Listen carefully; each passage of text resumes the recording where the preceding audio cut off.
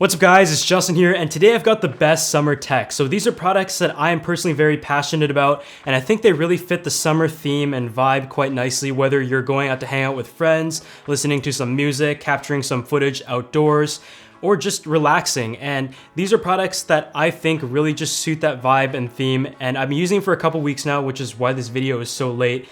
But everything will be linked down in the description section below that I've talked about in this video. And if you would like to also win a random product from this episode, all you have to do is leave a like on this video and drop a comment down below. And when we hit 1,500 likes, I'll be announcing a winner down in the comment section. Also, make sure you subscribe to the channel and have your post notifications on, because I'm currently working on an ultimate summer desk setup tour that I'm so excited to show you, so you don't want to miss that. But let's go ahead and get started with the first product, and I'm gonna take these off because they look kind of silly. So the first product we have in this video is what I've been having so much fun with since I got it, and that is the DJI Spark Drone. It just came out just a couple weeks ago. I saw it at VidCon, so I decided to pick one up for myself, and it flies very nicely. It starts out at $500 and is dubbed to be the perfect drone for everyone. At $500, you get the drone itself with a single battery with nothing else, and you can control it just from connecting it to your smartphone. So it has a 100-meter range just from using your phone, and you can also purchase the Fly More package that costs $200 more, comes with some spare batteries, a charging station, a case, and also a dedicated remote if you would like to have range up to 2 kilometers. The drone itself has a 2-axis gimbal with a 12-megapixel camera mounted on it, and it can record up to 1080p video. And just some of the cool functions that it has is that you can actually track a subject while you're walking around. So if you're just traveling or want to capture some casual outdoor footage for social media, for example, the camera is perfectly fine and actually captures some pretty good full HD video. And it also has what DJI is best known for in their technologies, such as the ability to scan surroundings and also avoid objects. So for beginners or someone who just really wants to get into drones, the $500 starting point is perfect. If you don't want to use your smartphone, you can also control this drone using just gestures without it having connected to anything. So the next piece of tech here is a bit silly, and I'm sure you guys have seen a lot of desk tours, and for the most part, they're pretty much the same over and over. So I wanted to find something for the desk that was just a bit unique and something that we don't see every day. It's a $20 USB fridge that can hold a single can, and let's just open it up here, and it doesn't look like we have a drink in there. Let's fix that. A few moments later. And there you have it. So you're supposed to plug this into the USB port of your computer, and using the power switch like right here, you have 2 different cool settings, and it pretty much just has a fan on the bottom and is a cold steel plate that tries to keep your drink cold. And I have to say, it actually does a decent job, but it won't take your drink from a stale warm temperature to ice cold. Like, literally, it can't do that. But you just want to chill your drink for a bit, it does the job. And for example, if you don't want to use this on your desk and you kind of want to have a fridge while you're out camping or something, you can take this solar charger out with you and just plug it into this, and it will keep your cold drinks cold for a very short period of time.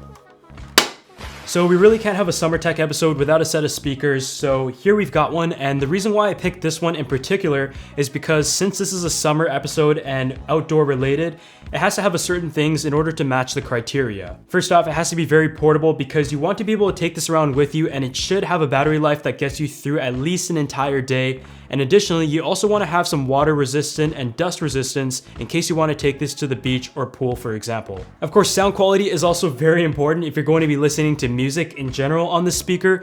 And I wanted to keep price in mind, because although a lot of speakers do match the criteria I just listed, this one comes in at a very nice value price point. The Anker Soundcore 2 I have here is an IPX5 water resistance rating and also dust proof. And from my testing, I got almost 70 feet of Bluetooth range, which is nice if you want to just have this around the house. The battery life is claimed to be 24 hours despite its small form factor, and from my testing, I was easily able to get over 20 hours, and this really comes down to the range you're using it at and also the volume that you're playing your music. You can also charge it up very easily on the go using a micro USB port into a portable charger, and the markings on the top are very clear and easy to access in case you need to change your music if you're away from the phone. At $46, I think teenagers and students are really going to like this, so here's a quick sound test just to let you listen to it.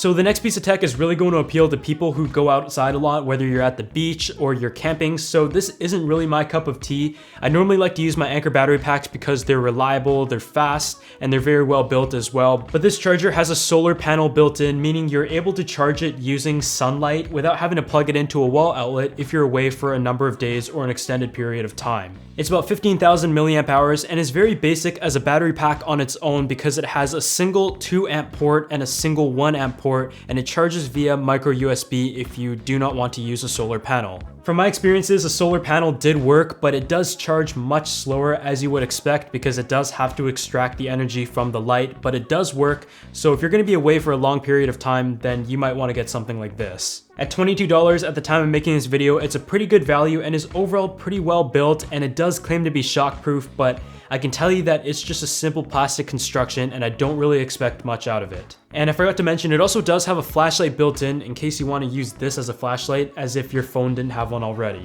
So the next product is one that I've been wanting for quite a while, and I finally got my hands on it, and it is a backpack from Peak Design, but it's pretty big, so let's just put this down here for a second.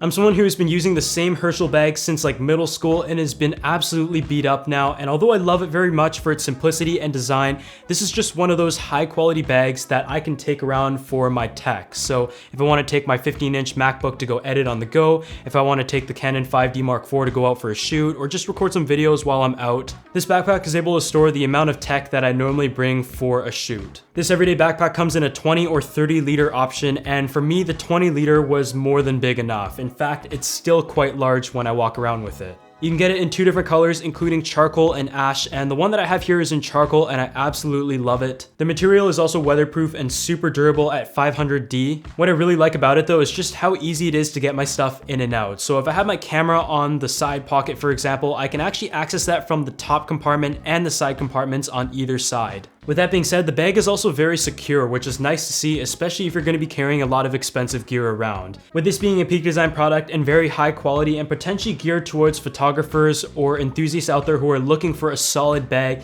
it does come in at a pretty high price point of $259 for the smaller model I have here, so that is my single biggest complaint. Since a lot of these products are outdoor themed, smartphones are something that go with us everywhere. I don't think anyone leaves the house these days, at least teenagers, without their phone.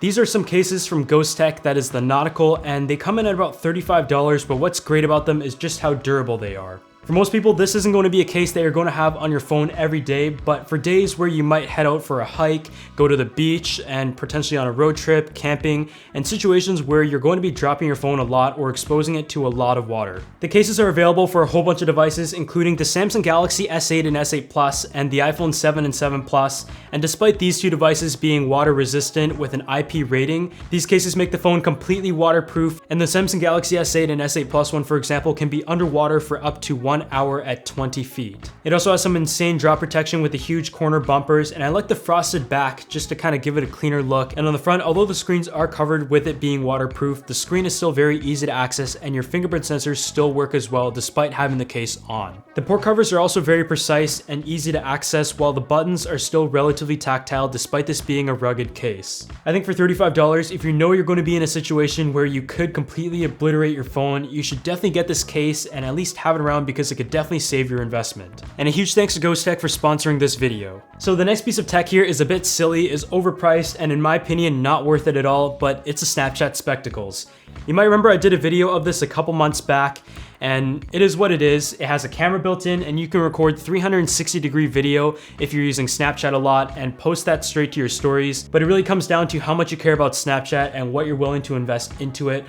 It is a pair of sunglasses at the end of the day if you want to justify it that way, and it's really fun to play with, but I personally got bored of it after like the first day I had it, and I haven't used it since despite using Snapchat every single day. It records in a 1080 by 1080 resolution, giving the true field of view of first person. The next piece of tech is not really a piece of tech, but is for your tech, and it is a Manfrotto mini tripod that I've seen so many people recommend, including my friend Carl Conrad. I've seen Rice Gum use it, I've seen a lot of vloggers use it, and it is better than using a Joby for many situations because the Joby is very large, it's a bit finicky, and what this is a really simple mini tripod made by Manfrotto, and you're able to just press the little button here and rotate it and set the position very easily. And for a relatively small camera setup, whether you want to set up and take some photos or just use it as a grip for vlogging, I think it works very nicely and is definitely something that I'll be taking around with me during the summer if I plan to vlog very rarely. It comes in at under $25, which for a Manfrotto product I think is a super good value. So on the topic of tripods and camera equipment, what I have here is the Zhiyun Smooth Q. And you might remember a while back I reviewed the DJI Osmo smartphone gimbal, and although I really like that, I had a really tough time justifying spending like $300 for a smartphone gimbal that I would use occasionally, but costs like a third of how much the entire phone costs. The great thing about the Zhiyun Smooth Q is that it comes in at under $150 and it does a pretty good job for the most part, and I think for the price this is a way better deal than the one from DJI. It actually looks quite similar as well, and how it works is just as any gimbal would. You just put your smartphone on it, and for the most part it balances itself, and you're able to just walk around while holding this like a camera grip as you would the Manfrotto thing, and it will try to balance out itself. And I found that the video quality was very smooth, as you can see here. It charges via micro USB and also has a joystick that allows you to pan around and also tip the phone back and forth. And by double tapping the mode button, for example, it brings it back to its level position. The Smooth Q claims up to a 12-hour runtime, and from my experiences, I was able to use it on and off for about a week without having to recharge it from empty. Zhiyun also makes a higher end model, the Smooth 3, which is much better built than the Smooth Q, made out of metal. You can also detach the battery, which has a 14-hour continuous runtime. It charges via micro USB, and overall has like top-notch build quality in general. There's the same mode and shutter release and record button, but another button it also has on the side is a dial that allows you to change the exposure or some of the camera settings on your smartphone by using the Zhiyun app. I think Zhiyun makes great gimbals and are the ones that I've been using as of late, so it just really comes down to how much you want to spend or how serious you are in terms of recording smartphone video as to which model you want to go with. The next piece of tech is something that I reviewed just recently, and that is of the Moment lens, which is compatible with a whole bunch of smartphones, but I've been using it for my iPhone 7 and 7 Plus, using the custom case as well, and I actually really like it.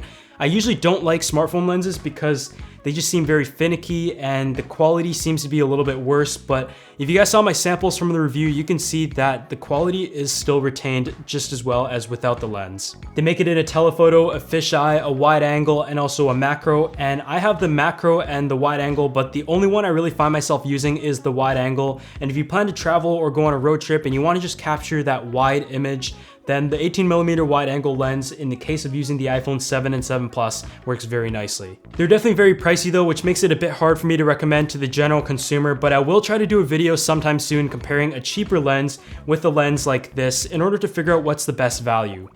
So the last pieces of tech here aren't exactly tech, but is sort of something that I like, and I think to a degree it could be considered technology, which is a pair of Ultra Boost, or in this case the Yeezys, which were completely beat up. And if you haven't heard already, the boost foam that goes into these shoes just makes it so comfortable and is easily the most comfortable line of shoes that I've ever had. Whether it's the Ultra Boost, the NMDs, the Yeezys, the Yeezy V2s, there's just something about it combined with my inner hypebeast that has just bought Adidas shoes in the past year and a half. Although the retail price or even resale price is quite expensive, I can tell you that Ultra Boosts do retain value quite nicely and are just so comfortable and have become a huge part of my everyday life, whether you're running or just going for a casual walk.